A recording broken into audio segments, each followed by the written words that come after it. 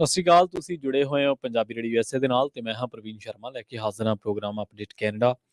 Update Canada program ਦੇ ਵਿੱਚ ਗੱਲਬਾਤ ਕਰਾਂਗੇ ਕੈਨੇਡਾ ਦੇ ਵਿੱਚ ਵਾਪਰੀਆਂ ਅਹਿਮ ਅਤੇ ਵੱਡੀਆਂ ਘਟਨਾਵਾਂ ਖਬਰਾਂ ਦੇ ਬਾਰੇ। ਪਰ ਉਸ ਤੋਂ ਪਹਿਲਾਂ ਧੰਨਵਾਦ ਕਰਦੇ ਚੱਲੀਏ ਸਪਾਂਸਰਸ ਦਾ, ਜਿਹੜੇ ਜ਼ਰੀਆ ਬਣਦੇ ਨੇ ਇਹਨਾਂ ਪ੍ਰੋਗਰਾਮਾਂ ਨੂੰ ਤੁਹਾਡੇ ਤੱਕ ਪਹੁੰਚਾਉਣ ਦੇ ਲਈ। ਖਾਲਸਾ ਇੰਸ਼ੋਰੈਂਸ ਏਜੰਸੀ ਵਾਲੇ, ਜਿਨ੍ਹਾਂ ਤੋਂ ਤੁਸੀਂ ਹਰ ਤਰੀਕੇ ਦੀ ਇੰਸ਼ੋਰੈਂਸ ਲੈ ਸਕਦੇ ਹੋ। ਇੰਸ਼ੋਰੈਂਸ ਬਾਰੇ ਪਤਾ ਕਰਨ ਦੇ ਲਈ ਉਹਨਾਂ ਦਾ ਨੰਬਰ ਹੈ 408 272 2500। ਕਵਰਡ ਕੈਲੀਫੋਰਨੀਆ, ਓਬਾਮਾ ਕੇਅਰ ਬਾਬਤ ਤੇ ਮੈਡੀਕੇਅਰ ਦੇ ਬਾਬਤ ਅਮਰੀਕਾ ਭਰ ਦੇ ਵਿੱਚ ਸੇਵਾਵਾਂ ਦਿੰਦੇ ਨੇ। ਇਹਨਾਂ ਸੇਵਾਵਾਂ ਪਾਲਿਸੀ ਦਾ ਲਾਭ ਉਠਾਉਣ ਦੇ ਲਈ ਅੱਜ ਹੀ ਡਾਇਲ ਕਰੋ 408 272 2500। ਟਰਕੀਨ ਇਮੀਗ੍ਰੇਸ਼ਨ ਲਾ ਫਰਮ ਵਾਲੇ ਜੇ ਟਰਕੀਨ ਅਟਾਰਨੀ ਟਰਕੀਨ ਦੇ ਨਾਲ ਤੁਸੀਂ US ਇਮੀਗ੍ਰੇਸ਼ਨ ਬਾਬਤ ਕੋਈ ਵੀ ਸਲਾਹ ਕਰਨੀ ਹੈ ਜਾਂ ਉਹਨਾਂ ਤੋਂ ਸਵਾਲ ਪੁੱਛਣਾ ਹੈ ਤਾਂ ਉਹਨਾਂ ਦਾ ਨੰਬਰ ਹੈ 415 909 0503। ਤੇ ਬਿਸਲਾ ਫੈਮਿਲੀ ਫ੍ਰੈਜ਼ਨੋ ਤੋਂ ਇਹਨਾਂ ਸਾਰੇ ਹੀ ਸਪਾਂਸਰਸ ਦਾ ਬਹੁਤ ਬਹੁਤ ਧੰਨਵਾਦ। ਤੇ ਜੇਕਰ ਤੁਸੀਂ ਵੀ ਇਹਨਾਂ ਪ੍ਰੋਗਰਾਮਾਂ ਨੂੰ ਸਪਾਂਸਰ ਕਰਨਾ ਚਾਹੁੰਦੇ ਹੋ ਤਾਂ ਸਟੂਡੀਓ ਦਾ ਨੰਬਰ ਹੈ 408 272 5200। ਖਬਰਾਂ ਦੀ ਸ਼ੁਰੂਆਤ ਕਰਦੇ ਹਾਂ ਨਾਰਥ ਅਮਰੀਕਾ ਵਸਦੇ ਪੰਜਾਬੀ ਭਾਈਚਾਰੇ ਦੇ ਨਾਲ ਜੁੜੀ ਅਹਿਮ ਤੇ ਬੜੀ ਵੱਡੀ ਖਬਰ ਤੋਂ। ਕੈਨੇਡੀਅਨ ਪੰਜਾਬੀ ਮੀਡੀਆ ਦੇ ਹਵਾਲੇ ਦੇ ਨਾਲ ਇਹ ਖਬਰ ਆ ਰਹੀ ਹੈ ਕਿ ਫਲਾਈ ਅੰਮ੍ਰਿਤਸਰ ਇਨੀਸ਼ੀਏਟਿਵ ਦੇ ਬੁਲਾਰੇ ਸਮੀਪ ਕੰਗ ਗੁਮਟਾਲਾ ਨੇ ਇਹ ਜਾਣਕਾਰੀ ਦਿੱਤੀ ਹੈ ਕਿ ਟੋਰਾਂਟੋ ਅਤੇ ਸ੍ਰੀ ਅੰਮ੍ਰਿਤਸਰ ਸਾਹਿਬ ਦੇ ਵਿਚਕਾਰ ਉਡਾਣਾਂ ਸ਼ੁਰੂ ਹੋਣ ਜਾ ਰਹੀਆਂ ਨੇ। ਇਟਲੀ ਦੀ ਨਿਊ ਏਅਰਲਾਈਨਸ ਦੀ ਇਹ ਉਡਾਣ ਫਿਲਹਾਲ ਹਫ਼ਤੇ ਦੇ ਵਿੱਚ ਇੱਕ ਦਿਨ ਚੱਲੇਗੀ। ਮਿਲਾਨ ਦੇ ਵਿੱਚ ਇਹ 3 ਘੰਟੇ ਰੁਕਣ ਤੋਂ ਬਾਅਦ ਇਹ ਹਵਾਈ ਜਹਾਜ਼ ਅੰਮ੍ਰਿਤਸਰ ਸਾਹਿਬ ਦੇ ਗੁਰੂ ਰਾਮਦਾਸ ਹਵਾਈ ਅੱਡੇ ਤੇ ਉਤਰੇਗਾ। ਸੋ ਇਹ ਚਿਰੋਕਣੀਆਂ ਜਿਹੜੀਆਂ ਨੇ ਲਗਾਤਾਰ ਕੋਸ਼ਿਸ਼ਾਂ ਕੀਤੀਆਂ ਜਾ ਰਹੀਆਂ ਸੀ ਬੜੇ ਚਿਰਾਂ ਤੋਂ, ਤੇ ਹੁਣ ਇਹਨਾਂ ਕੋਸ਼ਿਸ਼ਾਂ ਨੂੰ ਬੂਰ ਪਿਆ। ਫਲਾਈ ਅੰਮ੍ਰਿਤਸਰ ਇਨੀਸ਼ੀਏਟਿਵ ਦੇ ਬੁਲਾਰੇ ਸਮੀਪ ਸਿੰਘ ਗੁਮਟਾਲਾ ਨੇ ਇਹ ਜਾਣਕਾਰੀ ਦਿੱਤੀ ਹੈ ਕਿ ਟੋਰਾਂਟੋ ਤੇ ਸ੍ਰੀ ਅੰਮ੍ਰਿਤਸਰ ਸਾਹਿਬ ਦੇ ਵਿਚਕਾਰ ਉਡਾਣਾਂ ਸ਼ੁਰੂ ਹੋਣ ਜਾ ਰਹੀਆਂ ਨੇ। ਜਿਹੜੀ ਇਹ ਉਡਾਣ ਹੈ ਇਹ ਨਿਊ ਏਅਰਲਾਈਨਸ ਦੇ ਵੱਲੋਂ ਜਿਹੜੀ ਉਹ ਸ਼ੁਰੂ ਕੀਤੀ ਜਾ ਰਹੀ ਹੈ ਤੇ ਫਿਲਹਾਲ ਹਫ਼ਤੇ ਦੇ ਵਿੱਚ ਇੱਕ ਦਿਨ ਚੱਲੇਗੀ। 3 ਘੰਟੇ ਰੁਕਣ ਤੋਂ ਬਾਅਦ ਇਹ ਹਵਾਈ ਜਹਾਜ਼ ਅੰਮ੍ਰਿਤਸਰ ਸਾਹਿਬ ਦੇ ਗੁਰੂ ਰਾਮਦਾਸ ਹਵਾਈ ਅੱਡੇ ਤੇ ਉਤਰੇਗਾ। ਇਹ ਉਡਾਣਾਂ ਹੁਣ 6 ਅਪ੍ਰੈਲ ਤੋਂ ਸ਼ੁਰੂ ਹੋਣ ਜਾ ਰਹੀਆਂ ਨੇ।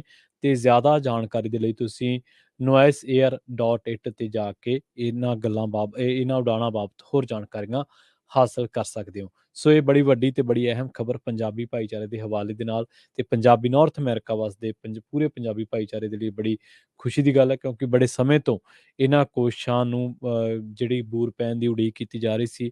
ਬੜੇ ਲੰਬੇ ਸਮੇਂ ਤੋਂ ਕੋਸ਼ਿਸ਼ਾਂ ਕੀਤੀਆਂ ਜਾ ਰਹੀਆਂ ਸਨ ਕਿ ਡਾਇਰੈਕਟ ਫਲਾਈਟਸ ਜਿਹੜੀਆਂ ਨੇ ਉਹ ਸ਼ੁਰੂ ਹੋਣੀਆਂ ਚਾਹੀਦੀਆਂ ਨੇ। ਤਾਂ ਗੱਲ ਕਰੀਏ ਕੈਨੇਡਾ ਦੀਆਂ ਲੰਘੀਆਂ 2 ਚੋਣਾਂ 2019 ਤੇ 21 ਦੇ ਵਿੱਚ ਚੀਨੀ ਦਖਲਅੰਦਾਜ਼ੀ ਦੇ ਲੱਗ ਰਹੇ ਦੋਸ਼ਾਂ ਦੇ ਬਾਰੇ।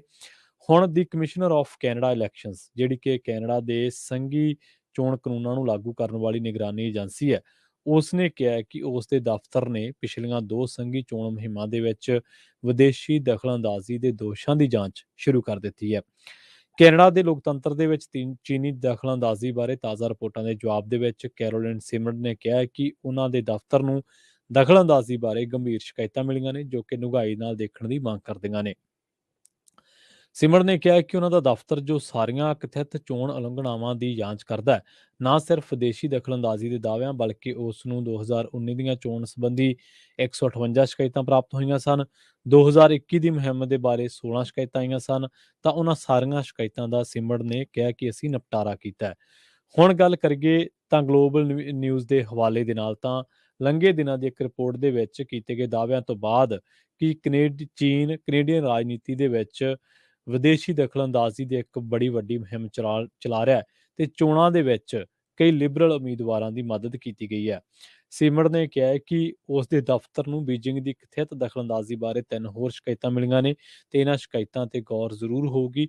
ਪਿਛਲੇ ਮਹੀਨੇ ਹੀ ਗਲੋਬਲ ਨਿਊਜ਼ ਨੇ ਅਣਪਛਾਤੇ ਸਰੋਤ ਦਾ ਹਵਾਲਾ ਦਿੱਤਾ ਸੀਗਾ ਤੇ ਇਹ ਗੱਲ ਕਹੀ ਸੀਗੀ ਕਿ ਰਾਸ਼ਟਰੀ ਸੁਰੱਖਿਆ ਅਧਿਕਾਰੀਆਂ ਨੇ ਮਾਫ ਕਰਨਾ ਪ੍ਰਧਾਨ ਮੰਤਰੀ ਜਸਟਿਨ ਟਰੂਡੋ ਨੂੰ ਲਿਬਰਲ MP ਹਾਨ ਡੋਂਗ ਬਾਰੇ ਜਾਣਕਾਰੀ ਦਿੱਤੀ ਸੀ।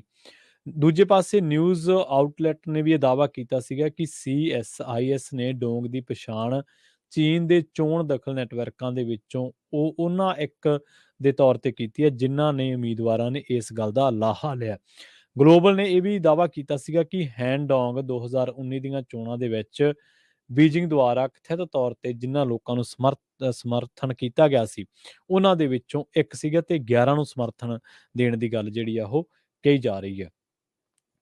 ਅਗਲੀ ਖਬਰ ਦੇ ਵੱਲ ਵਧੀਏ ਤੇ ਗੱਲ ਕਰੀਏ ਟਿਕਟੌਕ ਦੀ। US ਅਤੇ ਕੈਨੇਡਾ ਨੇ ਇਸ ਹਫ਼ਤੇ ਸਰਕਾਰ ਦੁਆਰਾ ਜਾਰੀ ਮੋਬਾਈਲ ਡਿਵਾਈਸਾਂ ਤੇ ਟਿਕਟੌਕ ਦੀ ਵਰਤੋਂ ਤੇ ਪਾਬੰਦੀ ਲਗਾਉਣ ਦੇ ਹੁਕਮ ਜਾਰੀ ਕੀਤੇ ਨੇ, ਕਿਉਂਕਿ ਇਸ ਵੀਡੀਓ ਸ਼ੇਅਰਿੰਗ ਐਪ ਬਾਰੇ ਪ੍ਰਾਈਵੇਸੀ ਤੇ ਸਾਈਬਰ ਸੁਰੱਖਿਆ ਦੇ ਨਾਲ ਜੁੜੀਆਂ ਚਿੰਤਾਵਾਂ ਵੱਧਦੀਆਂ ਨੇ ਤੇ ਇਸ ਦੀ ਭਰੋਸੇਯੋਗਤਾ ਕਾਫੀ ਸਮੇਂ ਤੋਂ ਸ਼ੱਕ ਦੇ ਘੇਰੇ ਹੇਠ ਹੈ।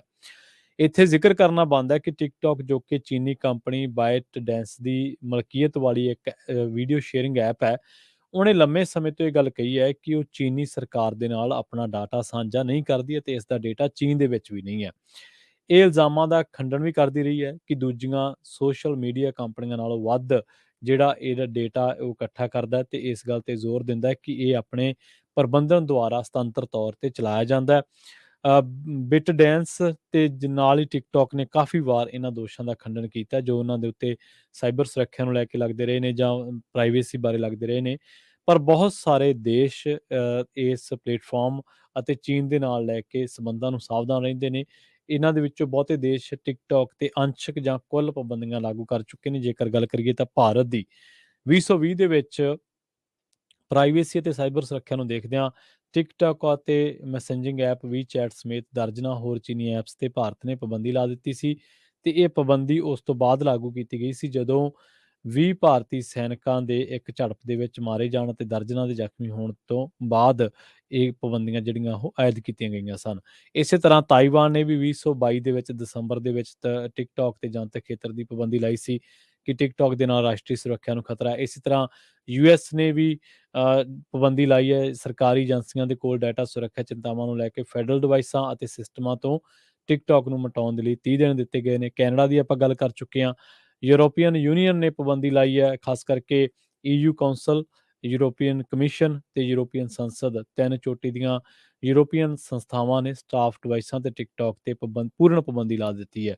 ਪਾਕਿਸਤਾਨ ਨੇ ਵੀ 2020 ਅਕਤੂਬਰ 2020 ਦੀ ਗੱਲ ਹੈ ਜਦੋਂ ਘੱਟੋ ਘੱਟ 4 ਵਾਰ ਟਿਕਟੌਕ ਤੇ ਅਸਥਾਈ ਤੌਰ ਤੇ ਪਾਬੰਦੀ ਲਾ ਦਿੱਤੀ ਹੈ ਤੇ ਇਹਦਾ ਕਿ ਇਹ ਜਿਹੜੀ ਐਪ ਹੈ ਇਹ ਅਨੈਤਿਕ ਸਮੱਗਰੀ ਨੂੰ ਉਤਸ਼ਾਹਿਤ ਕਰਦੀ ਹੈ। ਇਸ ਤਰ੍ਹਾਂ ਅਫਗਾਨਿਸਤਾਨ ਵੀ ਇਹਦੇ ਉੱਤੇ ਪਾਬੰਦੀ ਲਾ ਚੁੱਕਿਆ।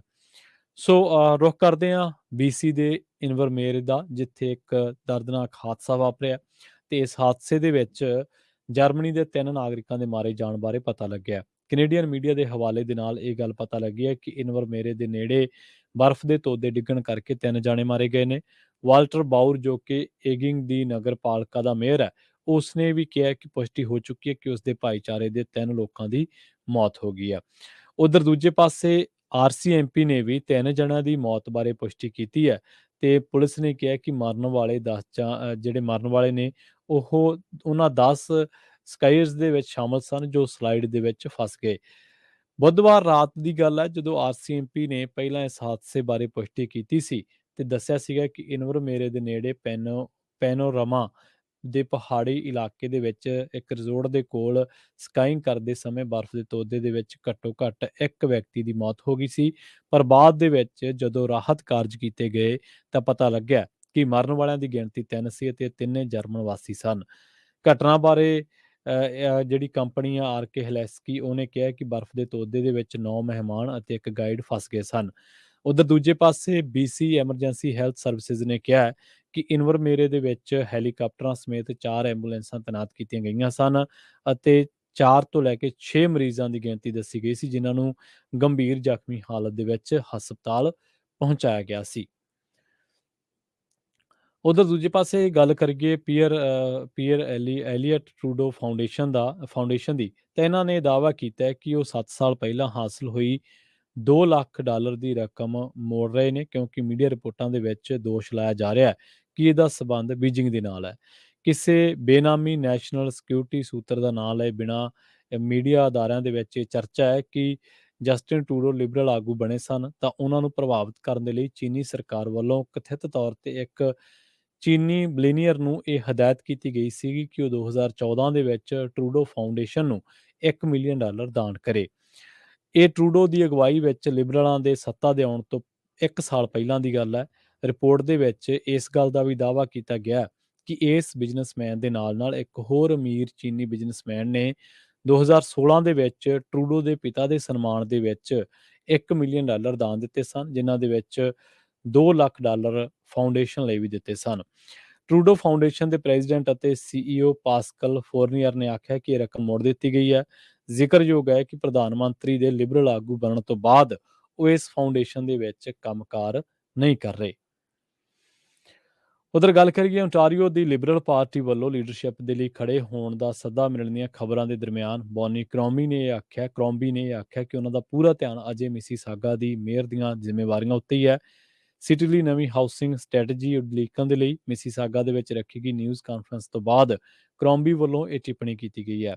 ਜ਼ਿਕਰਯੋਗ ਹੈ ਕਿ ਮੀਡੀਆ ਦੇ ਵਿੱਚ ਆਈਆਂ ਰਿਪੋਰਟਾਂ ਜਿਨ੍ਹਾਂ ਦੇ ਵਿੱਚ ਇਹ ਆਖਿਆ ਗਿਆ ਸੀਗਾ ਕਿ ਲਿਬਰਲ ਪਾਰਟੀ ਦੇ ਮੈਂਬਰਾਂ ਵੱਲੋਂ ਕਰੋਂਬੀ ਨੂੰ ਪ੍ਰੋਵਿੰਸ਼ੀਅਲ ਸਿਆਸਤ ਦੇ ਵਿੱਚ ਸ਼ਾਮਲ ਹੋਣ ਦੇ ਲਈ ਹੱਲਾਸ਼ੇਰੀ ਦਿੱਤੀ ਜਾ ਰਹੀ ਹੈ। ਉਸ ਸਬੰਧ ਦੇ ਵਿੱਚ ਕਰੋਂਬੀ ਵੱਲੋਂ ਇਹ ਬਿਆਨ ਦਿੱਤਾ ਜਾ ਰਿਹਾ ਹੈ। ਲਿਬਰਲ ਲੀਡਰਸ਼ਿਪ ਦੇ ਵਿੱਚ ਕੋਈ ਦਿਲਚਸਪੀ ਹੋਣ ਜਾਂ ਨਾ ਹੋਣ ਬਾਰੇ ਕਰੋਂਬੀ ਤੋਂ ਪੁੱਛੇ ਗਏ ਸਵਾਲ ਦੇ ਜਵਾਬ ਦੇ ਵਿੱਚ ਉਹਨਾਂ ਆਖਿਆ ਕਿ ਇਸ ਸਮੇਂ ਉਹਨਾਂ ਦੇ ਕੋਲ ਮਿਸੀਸਾਗਾ ਦੇ ਵਿੱਚ ਕਾਫੀ ਕੰਮ ਨੇ। ਉਹਨਾਂ ਆਖਿਆ ਕਿ ਉਹ ਆਪਣੀ ਸਿਟੀ ਨੂੰ ਬਹੁਤ ਪਿਆਰ ਕਰਦੇ ਨੇ ਤੇ ਮੇਅਰ ਵਜੋਂ ਆਪਣਾ ਕੰਮ ਵੀ ਉਹਨਾਂ ਨੂੰ ਕਾਫੀ ਪਸੰਦ ਹੈ। ਉਹਨਾਂ ਆਖਿਆ ਕਿ ਹਾਊਸਿੰਗ ਪਲਾਨ ਅਸੀਂ ਪੇਸ਼ ਕਰ ਰਹੇ ਹਾਂ ਤੇ ਇਸ ਤੋਂ ਪਹਿਲਾਂ ਅਸੀਂ ਨਵੇਂ ਹਸਪਤਾਲ ਦੇ ਲਈ $75 ਮਿਲੀਅਨ ਦੇਣ ਦਾ ਵਾਅਦਾ ਵੀ ਕਰ ਚੁੱਕੇ ਹਾਂ। ਉਹਨਾਂ ਕਿਹਾ ਕਿ ਮਿਸੀਸਾਗਾ ਦੇ ਵਿੱਚ ਇੰਨਾ ਕੁਝ ਵਾਪਰ ਰਿਹਾ ਕਿ ਉਹ ਇੱਥੋਂ ਦੇ ਮੁੱਦਿਆਂ ਤੇ ਆਪਣੀ ਸਿਟੀ ਦੇ ਵਿਕਾਸ ਵੱਲ ਹੀ ਆਪਣਾ ਸਾਰਾ ਧਿਆਨ ਦੇਣਾ ਚਾਹੁੰਦੇ ਨੇ। ਮਿਸੀਸਾਗਾ ਦੇ ਵਿੱਚ ਪੀਲ ਰੀਜਨਲ ਪੁਲਿਸ ਦਾ ਕਹਿਣਾ ਹੈ ਕਿ ਦੇਰ ਸ਼ਾਮ ਨੂੰ ਪੀਜ਼ਾ ਡਿਲੀਵਰੀ ਕਰਨ ਵਾਲੇ ਇੱਕ ਡਰਾਈਵਰ ਉੱਤੇ ਦੋ ਔਰਤਾਂ ਨੇ ਹਮਲਾ ਕਰ ਦਿੱਤਾ ਸੀ ਅਤੇ ਇਸ ਨੂੰ ਲੁੱਟ ਲਿਆ। ਇਹ ਘਟਨਾ ਡਾਰਸਲ ਐਵੀਨਿਊ ਅਤੇ ਡਨ ਰੈਂਕਨ ਡਰਾਈਵ ਏਰੀਆ ਦੇ ਵਿੱਚ ਦੁਪਹਿਰੇ 4 ਵਜੇ ਤੋਂ ਬਾਅਦ ਵਾਪਰੀ ਹੈ। ਪੁਲਿਸ ਨੇ ਦੱਸਿਆ ਕਿ ਇਸ ਕਾਰੇ ਨੂੰ ਅੰਜਾਮ ਦੇਣ ਵਾਲੀਆਂ ਦੋ ਔਰਤਾਂ ਸਨ ਅਤੇ ਉਹਨਾਂ ਦੇ ਵਿੱਚੋਂ ਇੱਕ ਦੇ ਕੋਲ ਚਾਕੂ ਵੀ ਸੀ। ਕਿਸੇ ਦੇ ਜ਼ਖਮੀ ਹੋਣ ਦੀ ਖਬਰ ਨਹੀਂ ਹੈ। ਔਰਤਾਂ ਦੇ ਜਿਹੜੇ ਸਕੈਚ ਨੇ ਉਹ ਜਾਰੀ ਕਰ ਦਿੱਤੇ ਗਏ ਨੇ ਤੇ ਉਹਨਾਂ ਦੇ ਪਹਿਰਾਵੇ ਬਾਰੇ ਵੀ ਦੱਸਿਆ ਗਿਆ ਹੈ। ਪਤਾ ਲੱਗਿਆ ਕਿ ਇਹਨਾਂ ਨੇ ਪੀਜ਼ਾ ਡਿਲੀਵਰੀ ਜਿਹੜਾ ਨੌਜਵਾਨ ਸੀਗਾ ਡਰਾਈਵਰ ਉਹਦੇ ਉੱਤੇ ਹਮਲਾ ਕਰ ਦਿੱਤਾ ਸੀ ਤੇ ਚਾਕੂ ਦੀ ਨੋਕ ਤੇ ਉਹ ਤੋਂ ਕਾਫੀ ਜਿਹੜਾ ਸਮਾਨ ਆ ਉਹ ਲੁੱਟ ਲਿਆ ਸੀ ਤੇ ਬਾਅਦ ਦੇ ਵਿੱਚ ਉਹਨੂੰ ਕੁੱਟਮਾਰ ਕਰਕੇ ਤੇ ਉੱਥੇ ਸਿੱਟ ਗਈਆਂ ਸਨ। ਤੇ ਇਹਨਾਂ ਨੇ ਦੱਸਿਆ ਕਿ ਇਹ ਨਗਦੀ ਵੀ ਉਹਦੀ ਜੇਬ ਦੇ ਵਿੱਚ ਸੀਗੀ, ਉਹਨੂੰ ਕਾਫੀ ਨਗਦੀ ਵੀ ਚੋਰੀ ਕਰਕੇ ਜਿਹੜੀ ਆ ਉਹ ਭੱਜ ਗਈਆਂ ਸਨ। ਉਧਰ ਗੱਲ ਕਰੀਏ ਟੋਰਾਂਟੋ ਦੇ ਪੂਰਬੀ ਸਿਰੇ ਉੱਤੇ ਇਕੱਲੀ ਗੱਡੀ ਦੇ ਹਾਦਸਾਗ੍ਰਸਤ ਹੋਣ ਤੋਂ ਬਾਅਦ ਇੱਕ ਵਿਅਕਤੀ ਜੋ ਕਿ 20 ਸਾਲਾਂ ਦਾ ਦੱਸਿਆ ਗਿਆ ਉਹਨੂੰ ਪੁਲਿਸ ਵੱਲੋਂ ਹਿਰਾਸਤ ਦੇ ਵਿੱਚ ਲਿਆ ਗਿਆ ਤੇ ਉਸ ਉੱਤੇ ਨਸ਼ਾ ਕਰਕੇ ਗੱਡੀ ਚਲਾਉਣ ਦਾ ਦੋਸ਼ ਲਾਇਆ ਗਿਆ। ਪੁਲਿਸ ਨੇ ਦੱਸਿਆ ਕਿ ਇੱਕ ਡਰਾਈਵਰ ਨੂੰ ਗੰਭੀਰ ਹਾਲਤ ਦੇ ਵਿੱਚ ਗੱਡੀ ਦੇ ਇੱਕ ਸੜਕ ਦੇ ਨਾਲ ਟਕਰਾਏ ਜਾਣ ਤੋਂ ਬਾਅਦ ਹਸਪਤਾਲ ਲਿਜਾਇਆ ਗਿਆ ਸੀ ਪਰ ਉਸ ਦੀ ਹਾਲਤ ਖਤਰੇ ਤੋਂ ਬਾਹਰ ਹੈ। ਇਸ ਦੇ ਨਾਲ ਹੀ ਪ੍ਰੋਗਰਾਮ ਅਪਡੇਟ ਕੈਨੇਡਾ ਨੂੰ ਆਪਾਂ ਇੱਥੇ ਹੀ ਸਮਾਪਤ ਕਰਾਂਗੇ। ਸਮਾਂ ਇਜਾਜ਼ਤ ਨਹੀਂ ਦਿੰਦਾ। ਮੈਨੂੰ ਪ੍ਰਵੀਨ ਸ਼ਰਮਾ ਨੂੰ ਇੱਥੇ ਦੀ ਇਜਾਜ਼ਤ। ਜੁੜੇ ਰਹੋ ਪੰਜਾਬੀ ਰੇਡੀਓ USA ਦੇ ਨਾਲ ਤੇ ਆਖਿਰ ਦੇ ਵਿੱਚ ਇੱਕ ਵਾਰ ਫਿਰ ਤੋਂ ਤੁਹਾਨੂੰ ਸਭ ਨੂੰ ਪਿਆਰ ਸਤਿਕਾਰ ਸਹਿਤ ਸਤਿ ਸ਼੍ਰੀ ਅਕਾਲ।